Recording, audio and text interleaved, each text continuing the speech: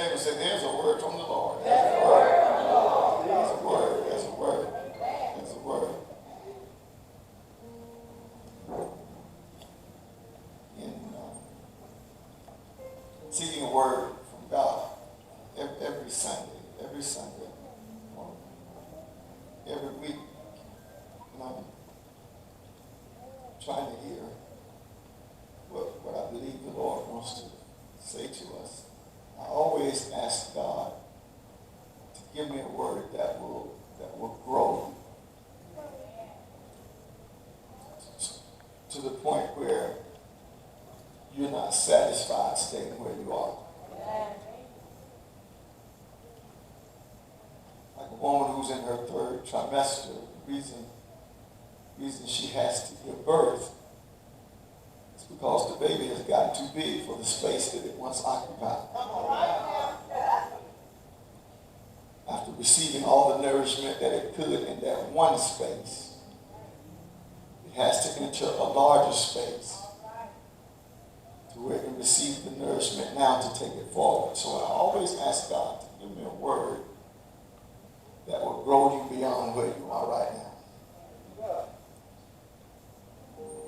You touch your neighbor, tell your neighbor, I'm getting too big for this space. I'm getting too big.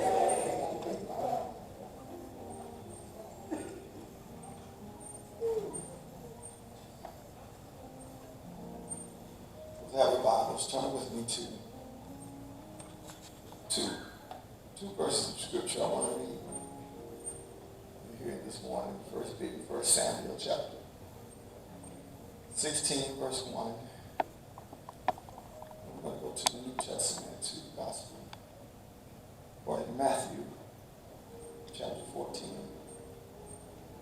We'll look at verse 28 and the 8th clause of verse 29.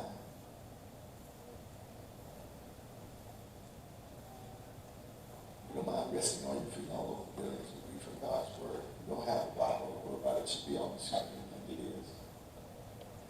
We'll read this passage of scripture. As I read the scripture, we're going to pray, so please remain standing. It reads, the Lord said unto Samuel, how long wilt thou mourn for Saul, seeing that I have rejected him from reigning over Israel? Fill the horn with oil and go, and I will send thee to Jesse the Bethlehemite, for I have provided me a king among his sons.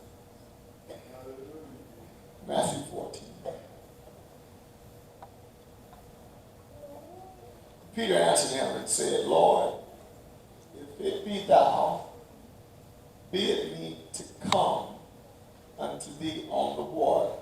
A clause says, and Jesus said, come. Subject this morning is going to be, it's time to move on. Can you just touch 3 people around you and tell them it's time to move on? It's time to move on. Time to move on. God. I feel like I'm getting too big. It's time to move on. I feel like I've outgrown this situation. It's time to move on. Sometimes you have to move on when everything ain't fixed. Somebody say amen to that. See, you waiting on everything to get right and in order, but sometimes God will require you to move on with broken things.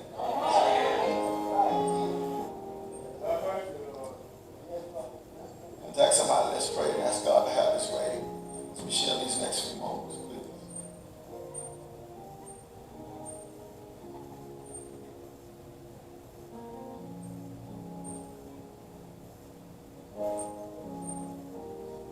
Father, at this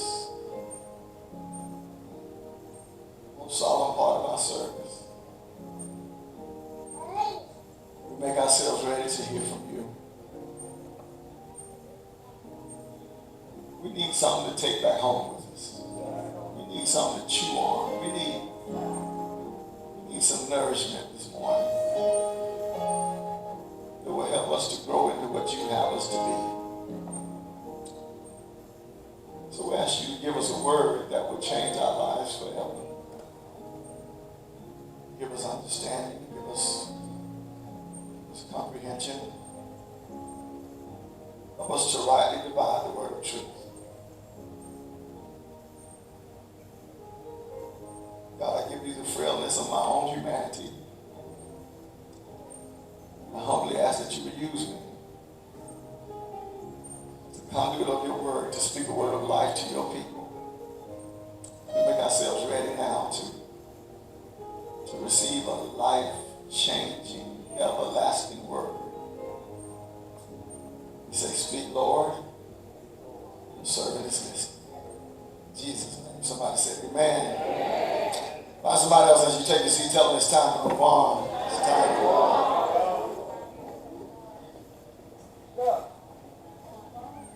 God asked Samuel as he was moping over a change that was about to happen. God asked Samuel, now, how long are you going to weep?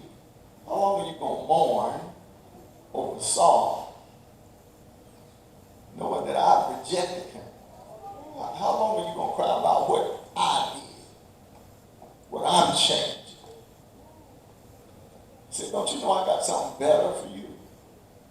If you just let go of what you used to and embrace what's coming, you're going to experience some things you never experienced before. Tell somebody, tell them it's time to experience something new.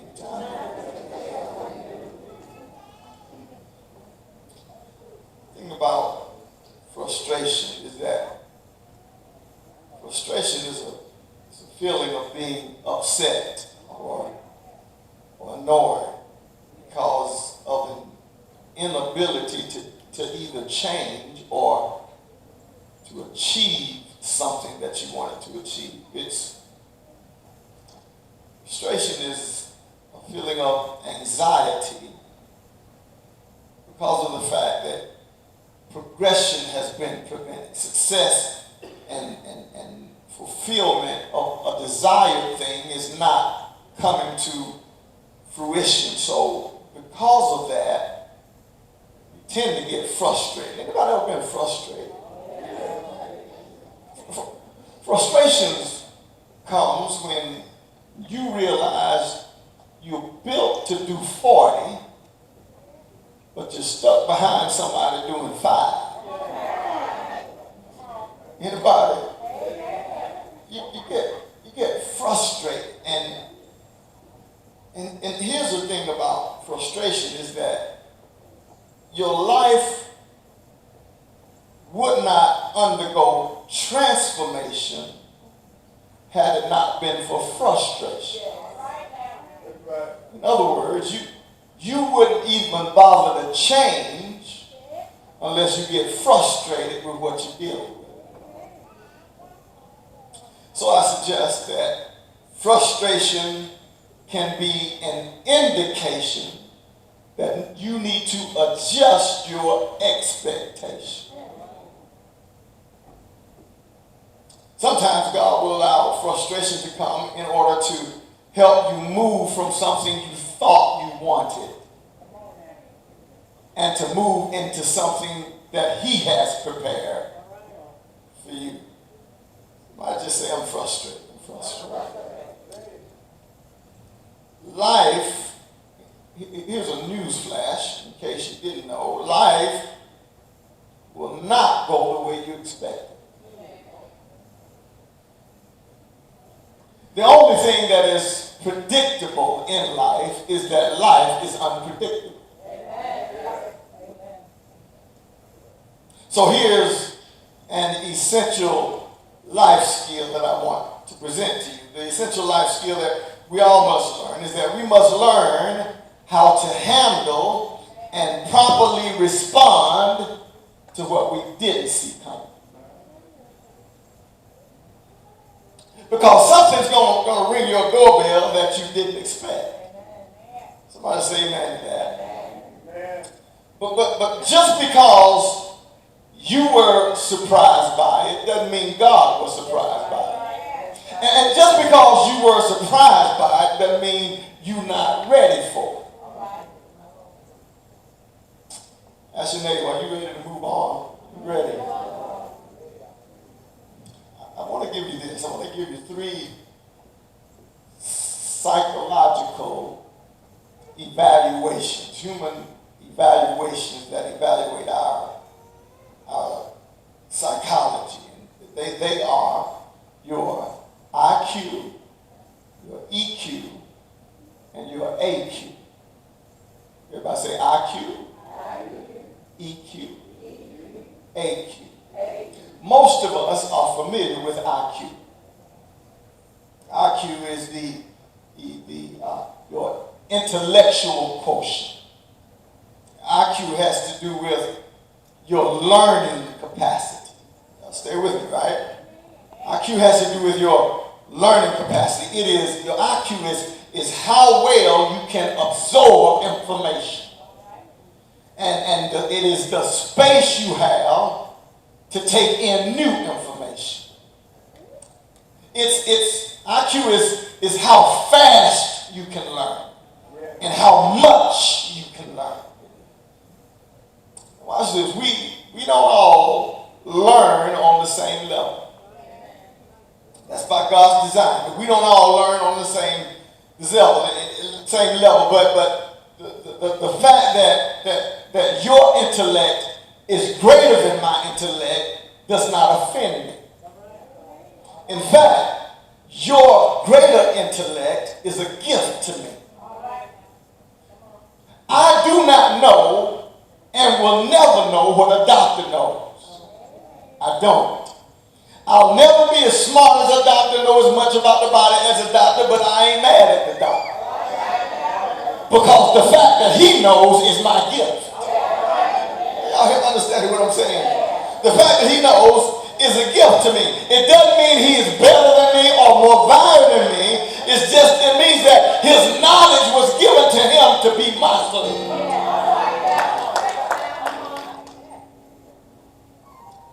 You don't all have the same database. Some people can remember things in vivid detail. Lord, she ain't here, but my wife don't forget nothing. She forgets nothing. She can tell me 5 years ago what I had on, what we ate, what we were talking about 5 years ago. And remember in vivid detail. I have no idea. I just have to take a word for it. Because her database in that area is much greater than my database. But the point I'm telling you is everybody doesn't have the same learning space. Sometimes we want something intellectual from somebody that they don't have the capacity to give. I can't be smarter than I am.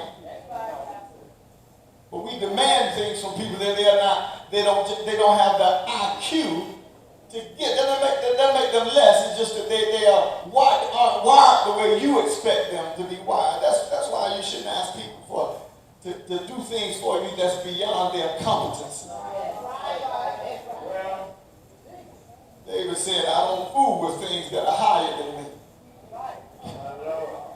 That's IQ. Then there's EQ. Everybody say EQ. That is your emotional core. That is the ability to recognize and effectively control your emotions without your emotions controlling you. It is possible to be intellectually smart but an emotional wreck. Lord have mercy. Smart and brilliant but emotionally hindered. Here it is. You don't know until you get involved with somebody how unstable they really are. You can tell somebody pretty smart pretty quick. Don't take you long to tell that somebody got some intellect pretty quick. But sometimes crazy creeps up on you slow. Sometimes the crazy don't come out to after 5-6 years of marriage, and all of a sudden, bam, crazy, there it is.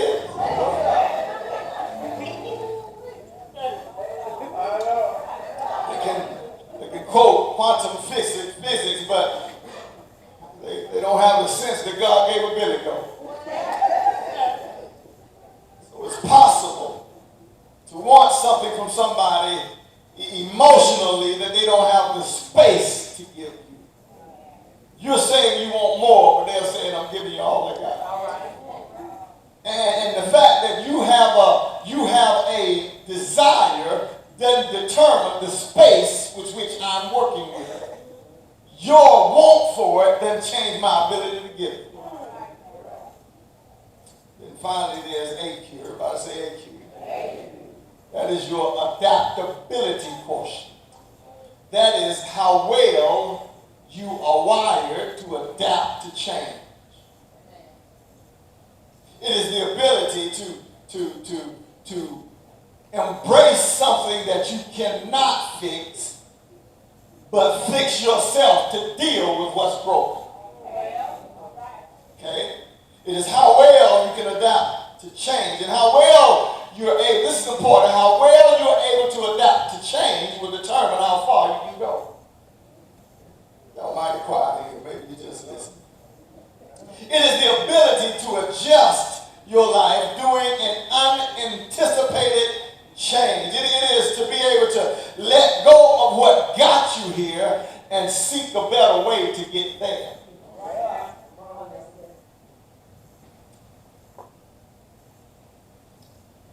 You and me, we have to learn to be flexible enough in order to be able to be productive as Christians. Now, hear me right here. When you step into arenas where the rules are different than they are in church,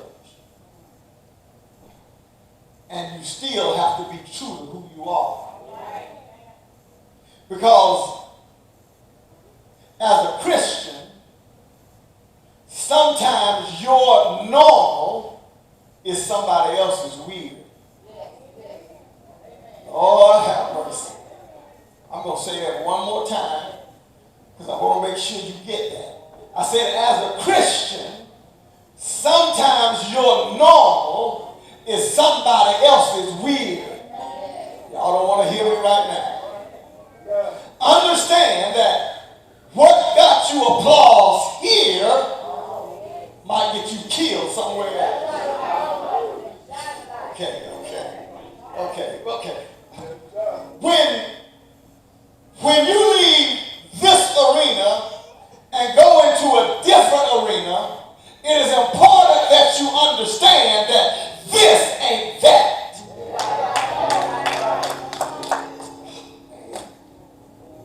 See, I'm called to preach to church folk, but I'm called to reach the world. I can't preach to the world if I don't know how to reach the world. I can't go out there and take a text every time I see somebody and think they're ready to receive a word from God. The only language they understand is the language of love. Y'all ain't gonna hear me in here today. Okay, watch this. Somebody say this ain't that. It's not. It ain't. Church ain't the same as the world. You can't take what we do here and expect it to work in the world. There is nothing more. Y'all gotta hear me right here because I'm gonna curl your toes up in your shoes so I don't step on them so hard. There is nothing worse. There's nothing more ridiculous than a believer speaking in tongues at a Chamber of Commerce meeting. Lord have mercy. Y'all ain't gonna like me because y'all too holy for this song. I said there's nothing more ridiculous than you taking your sanctified self up in a Chamber of Commerce meeting and you go on speaking in tongues.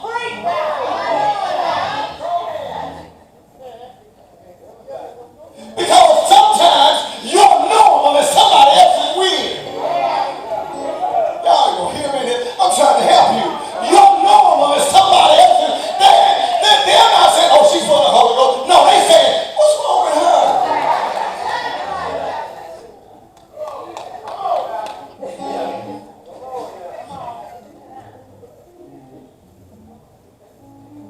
But God has made you God has made you to be exceptional. Somebody say, I'm exceptional.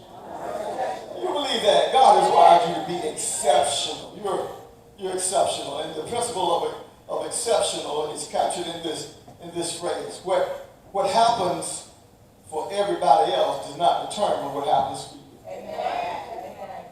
Because you're exceptional. What happens, say that, say, what happens for everybody else does not determine what happens for me. And that's not a declaration of superiority, because we understand that we're not better, but we also understand that we are different. So it's not a claim of supremacy, it's a claim of distinction. Meaning that the distinction that we have as believers does not manifest itself in our experience. It manifests itself in the outcome of our experience. Let me say that slow because I got to say it better. The distinction that we possess as believers does not show up in the fact that our experiences are different. The distinction that we have as believers shows up in the fact that I don't come out the same way somebody else comes out. I may go through the same experience that somebody else goes through, but the distinction is I ain't coming out the way everybody else comes out. Some stuff you went through, somebody else lost their mind. Because you're exceptional. God made an exception with you. The Bible says that out of the heart flows the issues of life. Out of the heart flows the issue of life. Now, when the Bible speaks about the heart, it's not talking about that red pulsating thing behind your chest cavity that pumps blood all over your body. When the Bible speaks of heart, it's speaking about your inner spirit. It is speaking about your capacity to absorb and handle and give out what God put into you. Y'all with me with that? See, you can have degree enough to do a thing, but not have heart enough to see it through. Just because you're smart don't mean you can do it. Okay. Jesus tells the disciples, he says, boys, we're getting ready to go to the other side. So let's get in the boat and let's go to the other side. They get in the boat, but Jesus doesn't go with them. Jesus goes up into the mountain and he prays. Don't miss that. Did y'all hear what I just said? Jesus tells them, get in the boat, go to the other side, but he doesn't go with them. Instead, Jesus goes up into the mountain to pray. While he's up in the mountain praying, a severe storm hits, and they're spending hours fighting this storm. While they are fighting the storm, the Bible tells us that Jesus comes to them walking on the water. While I was working on this sermon, God just dropped something in my spirit, and God says, somebody's about to step on something that's going to feel unstable, but you're not going to sink.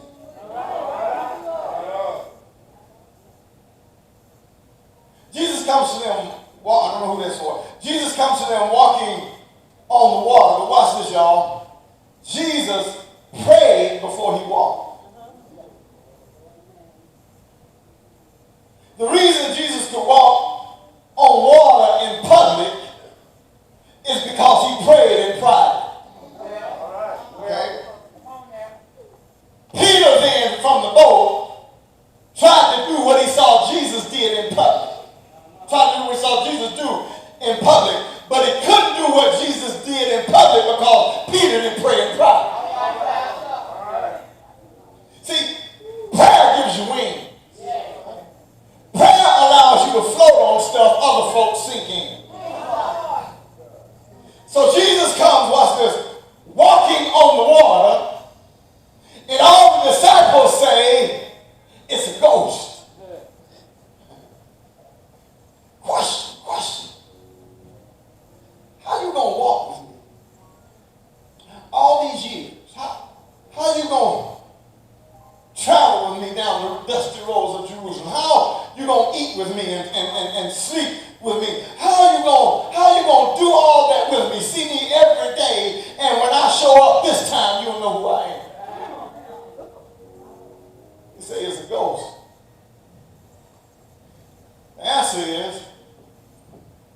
reason why they don't know who he is because it's hard to see God in the storm. Well, I know you said you'd be with me and you never leave me, but I don't see you right now. Here it is. In the storm, God doesn't always show up looking like God at first glance. I said in the storm, God doesn't always show up looking like God at first glance. At first glance, listen, they called him a ghost. At first glance. They called him a ghost because they didn't look at him long enough. Can I tell somebody right here, right now, while I'm at that spot, that things are not always the way you see it. I know you think you're always right. I know it's hard for anybody to tell you anything, but I just want to tell you right now, things are not always the way you see it. So you got to get off yourself. Yeah.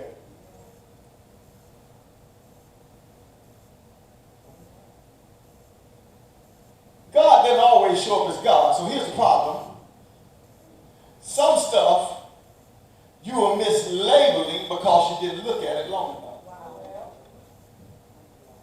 Now, you're calling it one thing, but when you look at it again, you're going to call it something else. Yeah. You call it a breakup now, but 6 months from now, you're going to call it God. You call it betrayal now, but 3 months from now, you're going to call it God. Today you call it the worst day of your life, but 3 weeks from now you're going to look at it and say, that was God.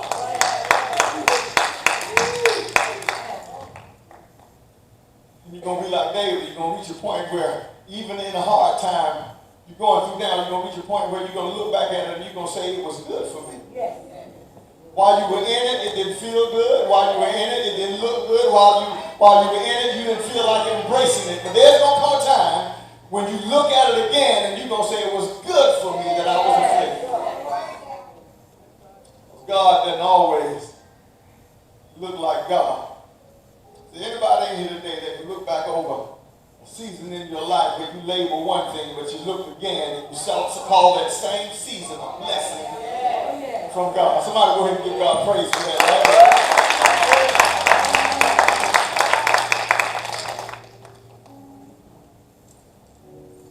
Verse 29 of Matthew 14, Peter looks at Jesus and says, Lord, if it's you,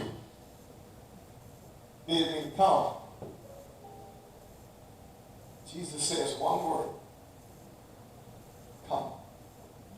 Everybody say come. The question is come enough for you? Is come enough for you? Now, before you scream me down with your Holy Ghost filled, sanctified, uninformed, yes, come is enough.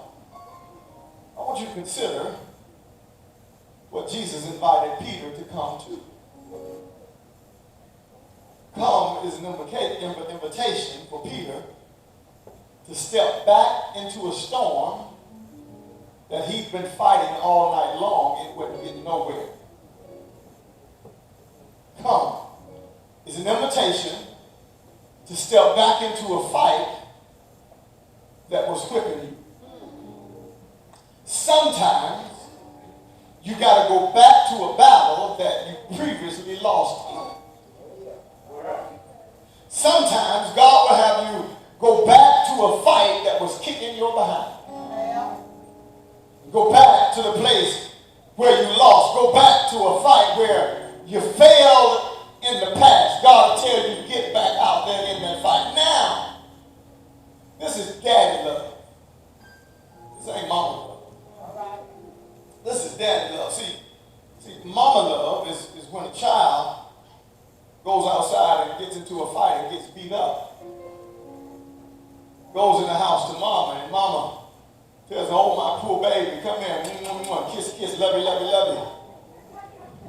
That's mama love. ain't daddy love. Daddy love is when that child comes in from a fight where he just got beat up and mama ain't home. Dad'll see the baby crying. He'll say, come here, boy, let's get this dust off your face. Let's wipe these tears from your eyes. Now you get your narrow behind back out there. You go back out there and you fight that boy. You let him know who you are. That's daddy love. You go back out there and you let him know who you are. If he slaps you, you better not cry. You better get back up and you better slap him right back in his face.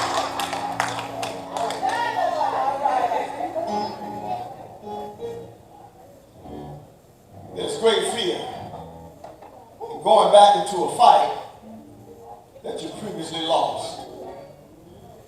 See, when there's a fresh fight, when there's a new fight, you're not so scared because you don't know what they got. You don't know how strong they are. You don't know if they can whip you or not. So at least you go in the fight with hope. I hope I can win. But if you have to go back into a fight where you just got whipped, and you know this boy bigger than you, you know this guy's stronger than you, yet you got to go back into a fight to secure your name. It's not an easy thing to do. Sometimes you can't move forward until you go back and whip that thing that whipped you. Y'all gonna help me here today. And so, I'm challenged now to give you what I'm calling the word of the day. Word of the day. Y'all want to know what the word of the day is? I'll give you a word, and this word is going to carry you the rest of the day. I say it's going to bring you back here next Sunday. Y'all ready for this word? I don't think y'all ready for the word. Let's just go home. Let's just go. I'll give you a word for the day. This word's going to carry you. And that word is simply this. What's the word? The word is relentless. Everybody say relentless. Come on, I'm talking to your spirit now. Everybody say relentless. That means that there's no quit in you. That means that there's no stopping you. That means that there's no fear in you. That means you're going to do whatever it takes to achieve what you're trying to achieve. Shout it out as loud as you can. Relentless. That means you're unyielding. That means you never give up. That means you're always pressing forward. Shout it again. Relentless. Come on. That means whether or not you're in school, whether or not you're on your job and you have certain goals, you're going to have a relentless attitude to get to where you're trying to go. Relentless. Keep moving forward. Never stop. Never give in. Never give up. Because Jesus said, I was relentless for you. The cross wouldn't stop me. Death didn't scare me. And the grave couldn't hold me. Because I was relentless for you.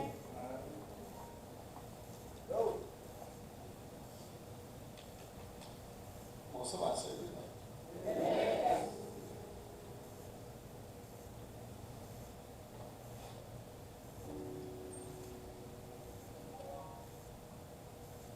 It's my prayer that the grace of God will saturate your life in such a way that you know who God is, that you know who you are. Somebody say, I know who I am.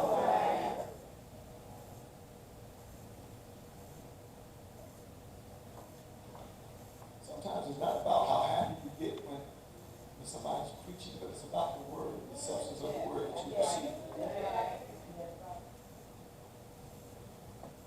Come on, somebody say grace. Grace.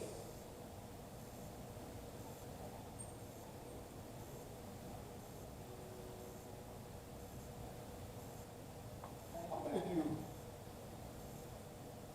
have had a hard time these last 12 months? Has it been hard?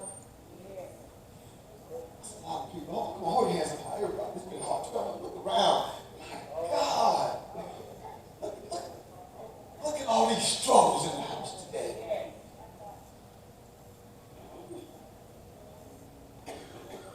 know why you're here right now? In spite of your struggles, it's because of God's grace. It's because of His grace. It's because God, this is the last 12 months. The Holy Spirit told me to tell you that even when you were going through it, you couldn't find Him anywhere. He's telling me to tell you that He was there all the time. There was never a moment when He wasn't with you. Never. Never. Even when you felt bad about yourself, Holy Spirit said there's never a time when I left you, never a time when I even thought about leaving.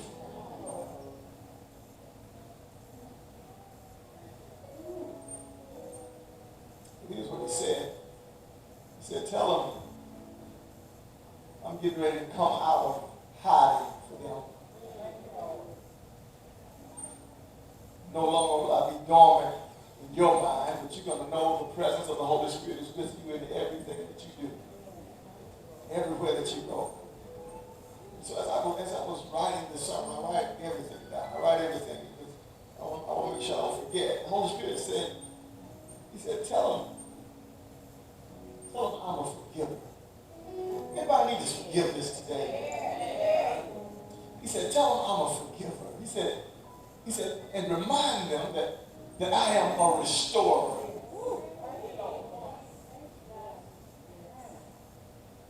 And I'll give them back everything that they lost. I'll give them back their position, and I'll take them beyond the place that they began to slip and fall. Not only am I going to get you back to where you were, but I'm going to take you beyond where you were. Because I'm a restorer.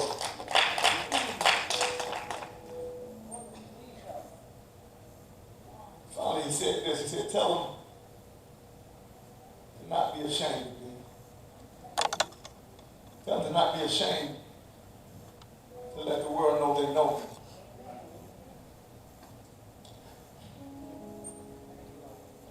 And I ain't talking about the church. I'm not talking about that.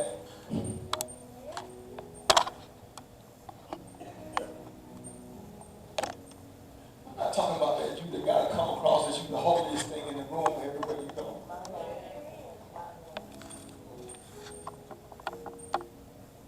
Sometimes you got to be bold enough to let people know you're broken too.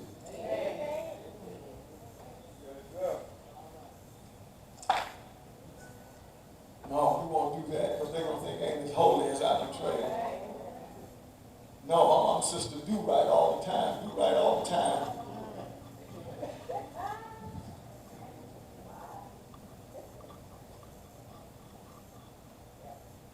I tell you the truth. I don't care how holy you portray yourself to be. Everybody knows you got some messages.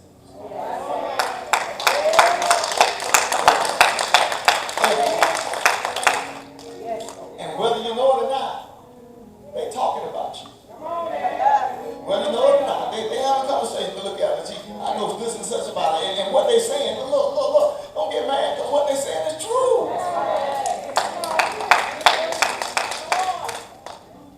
It's the truth. It's not broken. It's true. So I don't have to come across all the time as though I always got my act together. Because I don't. Y'all. I don't always have my act together. I don't always wake up in the morning feeling like I love Jesus.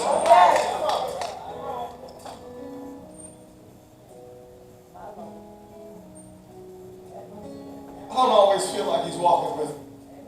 I don't always feel like that. Sometimes I feel like I'm walking by myself. Been saved since I was 6 years old. That's 51 years. 51 years. Just last week, went through something and I had to ask God, are you real?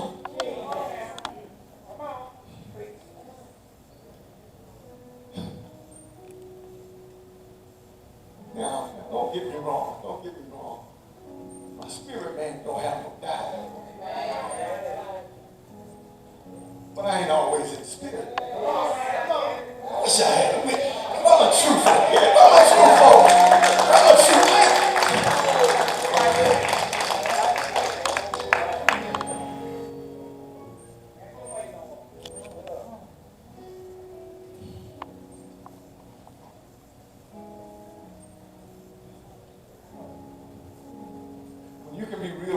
God will bless you with more.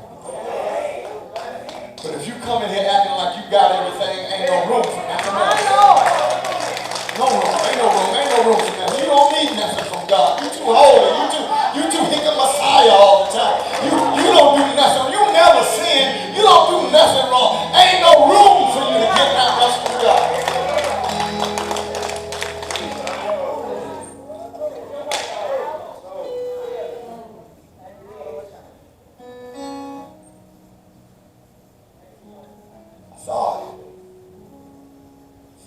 When we started working on this me versus me,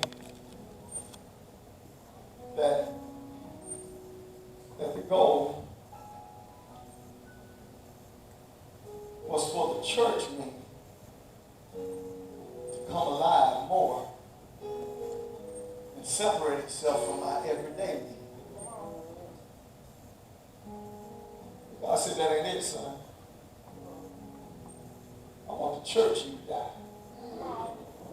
Lord have mercy.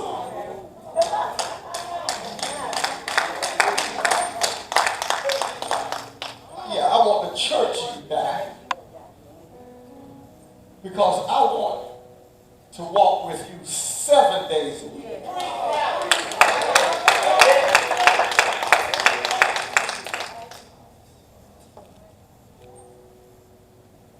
And get this, y'all. Get this. You only do church at church.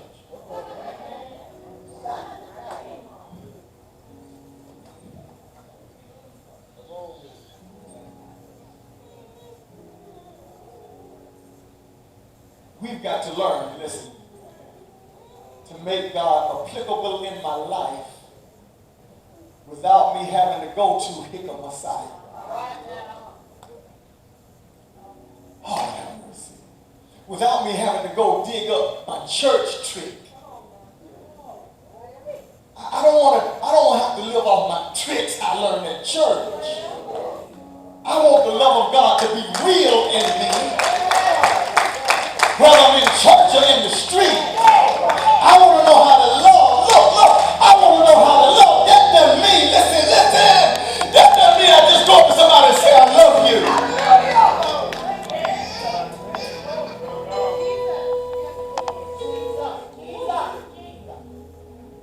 For me to love the way God loves is for me to pour. It's to pour on somebody what he has poured on me.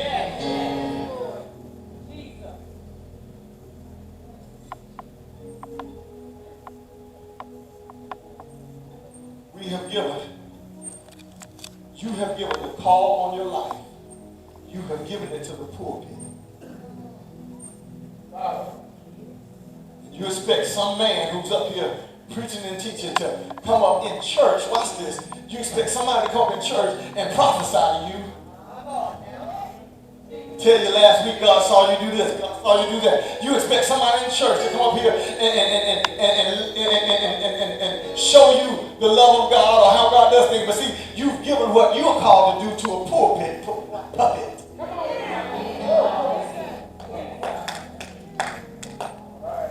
Lord have mercy.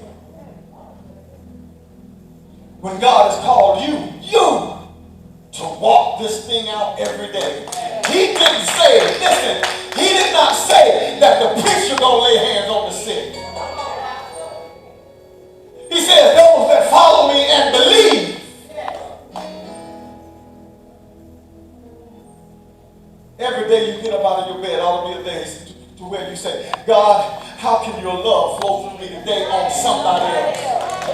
How can I love somebody? And I don't go to him with a Hickam Messiah. I don't go to him speaking in tongues. I don't go to him quoting scriptures. All I do is I go to them and I say, sister, I just want to tell you, I feel led by the Spirit to tell you, God loves you. God loves you. God cares for you. And look, once you open yourself up to that, hear me now, once you open yourself up to that, the Holy Spirit will begin to feed you.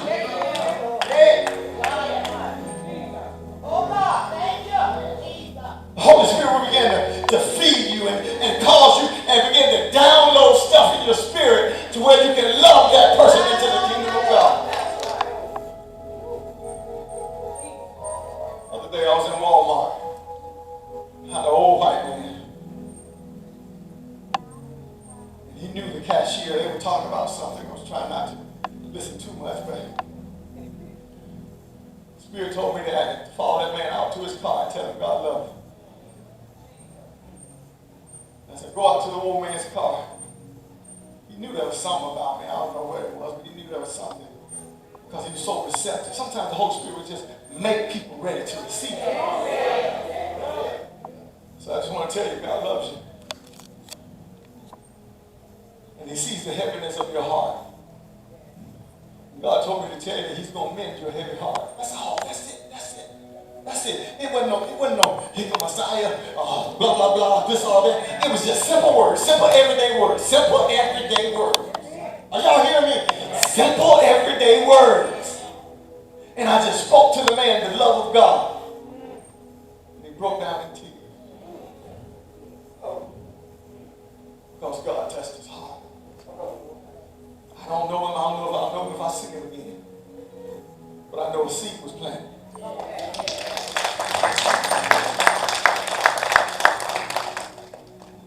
That's what you're called to do. That's why you ran out of sugar. That's why you're out of sugar. Not because you need something sweet. You ran out of sugar because God wants you to go to the grocery store. Y'all ain't hearing me here today. See, you got to learn how to connect the dots.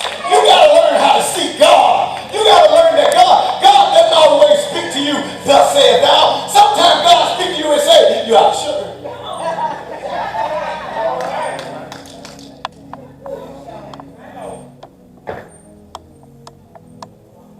You're out of sugar, so go minister to somebody. I hear what I'm telling you today. You're out of sugar. You're out of, tell somebody, say you're out of sugar. You're out of sugar.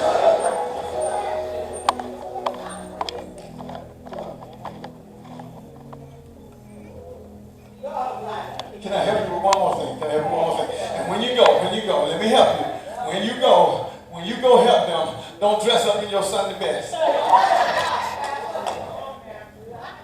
No, dress like you're an ordinary person going to the grocery store.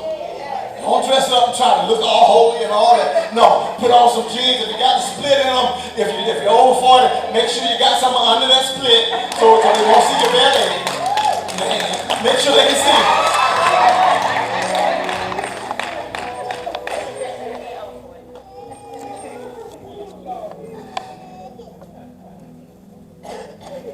But it's time to move on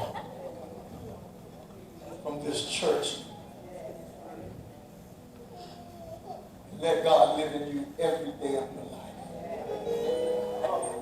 To where you can minister every day of your life. It ain't about how much you know. You don't have to know a lot of scripture. One thing you got to know. One thing you got to know. One thing. Y'all know what that is? I'll tell you next week.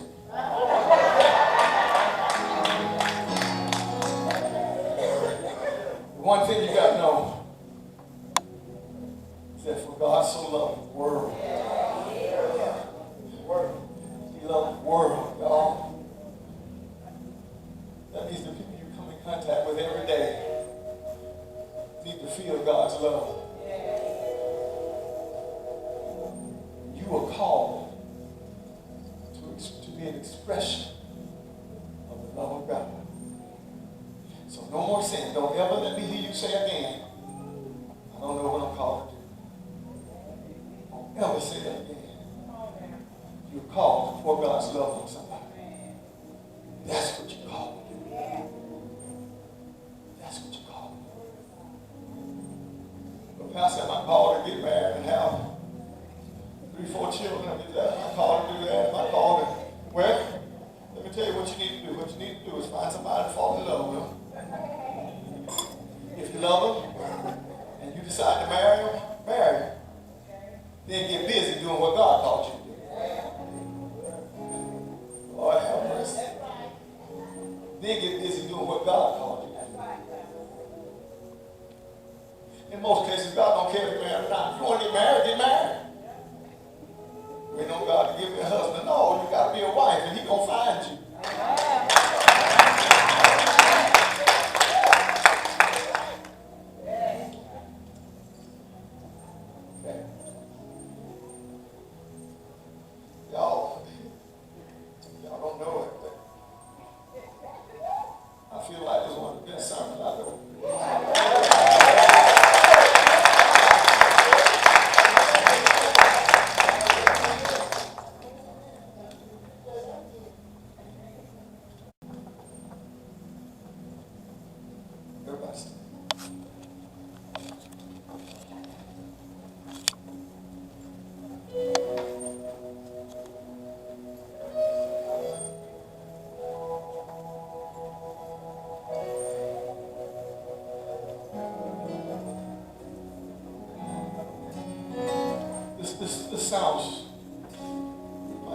strange for me to say.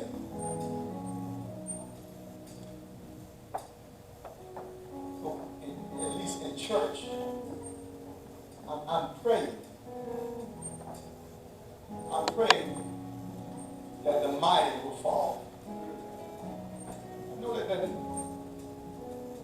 compute well. Doesn't go across well, but